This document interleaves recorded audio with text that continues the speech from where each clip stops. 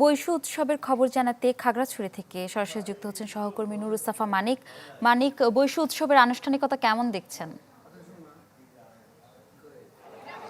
ইপসিতা, আমি এখন আছি খাগড়াছড়ি সদরের চেঙ্গি নদীতে। এই চেঙ্গি নদীতে হচ্ছে আজকে থেকে ত্রিপুরা সম্প্রদায় যে বৈশু উৎসব, সেই বৈশু উৎসব শুরু হয়েছে।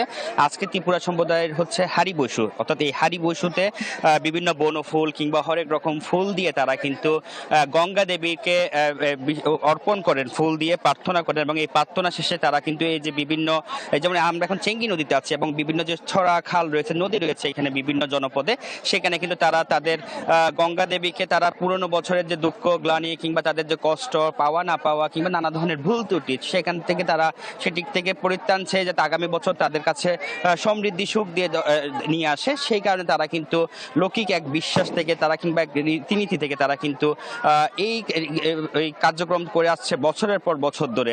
এবং এই কার্যক্রমের অংশ হিসেবে প্রতি বছর নিয়ে এবারও কিন্তু যে খাগড়াছড়ির চেঙ্গি নদী, সেই চেঙ্গি নদীতে আজকের প্রথম দিন বৈশুর যে হারি বৈশু, সেই হারি বৈশুর আনুষ্ঠানিকতা আজকে শুরু হয়েছে। সকাল থেকে আমরা দেখতে পাচ্ছি এখানে শত শত ত্রিপুরা নরনারী কিংবা নানা বয়সী মানুষজন এসে কিন্তু এখানে এই যে হারি বৈশুর আনুষ্ঠানিকতা, সেই হারি বৈশুর আনুষ্ঠানিকতা তারা কিন্তু যে তাদের প্রার্থনা কিংবা যে লোক রীতিনীতি কিংবা তাদের যে ঐতিহ্য, লোকজ সংস্কৃতি, সেই সব কিছুতে তারা কিন্তু এসে সামিল হয়েছেন। এবং শুধুমাত্র এখানে ত্রিপুরা সম্প্রদায় নয়, এর পাশাপাশি এখানে দেশের বিভিন্ন প্রান্ত থেকে পর্যটকরা এসেছেন। পর্যটকরা এসে কিন্তু যে পাহাড়ের যে বর্ণিল উৎসব বৈশু, সাংগ্রাই, বিজু থেকে শুরু করে বিহু, ফাতা সহ নানা যে উৎসব রয়েছে, এখানে সামাজিক উৎসব রয়েছে, সেসব সামাজিক উৎসব কিন্তু যে আনুষ্ঠানিকতা বর্ণিলতা, সেটি কিন্তু তারা কিন্তু উপভোগ করছেন। আমরা এখানে এসে বিভিন্ন জায়গা থেকে আসা পর্যটকদের সাথে কথা বলেছি, তারা বলেছেন যে এখানকার যে আনুষ্ঠানিকতা বর্ণিলতা, তাতে তারা মুগ্ধ। এবং অনেকে বলেছেন যে সম্প্রীতির যে মেলবন্ধন এখানে ধরা দিয়েছে, সেই সম্প্রীতির মেলবন্ধন যাতে পুরো বাংলাদেশে ছড়িয়ে পড়ে এবং মানুষের যে ভ্রাতৃত্বের বন্ধন এই উৎসবকে ঘিরে কয়েকদিন থাকে, সেটি যাতে শুধুমাত্র বৈশু কিংবা সাংগ্রাই বিজুতে না থেকে, যাতে এটি যাতে পুরো বছর ব্যাপী মানুষের মাঝে থাকে, মানুষের যাতে ভ্রাতৃত্ব থাকে, সম্প্রীতির বন্ধন থাকে, তারা কিন্তু সেই বার্তাটুকু অনেকে কিন্তু পর্যটকরা যারা এখানে ঘুরতে এসেছেন তারা কিন্তু সেটিই দিয়েছেন।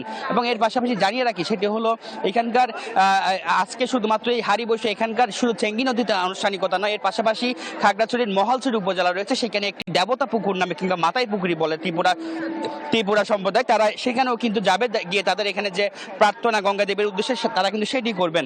আমরা একটু দেখতে চাই, এখানে কয়েকজন পর্যটক রয়েছেন, পর্যটকদের সাথে একটু কথা বলার চেষ্টা করবো, তারা এসেছেন, কেমন লাগছে তাদের এই যে উৎসব। আমরা একটু লাইভে আছি, একটু কথা বলতে চাই আপনার সাথে। আপনি কোথায় থেকে এসেছেন, কেমন লাগছে এই উৎসব? হ্যাঁ, উৎসবটা খুবই চমৎকার। এটা খুবই ঐতিহ্যবাহী তাদের সাংস্কৃতিক এবং ধর্মীয় অনুষ্ঠান। হ্যাঁ, এটা চমৎকার অনুষ্ঠান। আমি ঢাকা থেকে এসেছি বেড়াইতে, আমার কাছে খুবই ভালো লাগছে।